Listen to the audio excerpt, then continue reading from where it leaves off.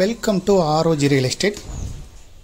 இந்த வீடியோவில் பார்க்கக்கூடிய தோப்பு அமைந்திருக்கிற இடம் Pollachi to Tiruppur bypass main ரோட்டில் இருந்து ஒரு 700 மீட்டர் தொலைவில் அமைந்திருக்கிற இடம் ராஜகபாளையம் பஸ் ஸ்டாப்பில் இருந்து ராஜகபாளையம் பகுதியில் பஸ் ஸ்டாப்பில் இருந்து 200 மீட்டர் தொலைவிலையும் பைபாஸில் இருந்து 700 மீட்டர் தொலைவிலையும் அமைந்திருக்கு.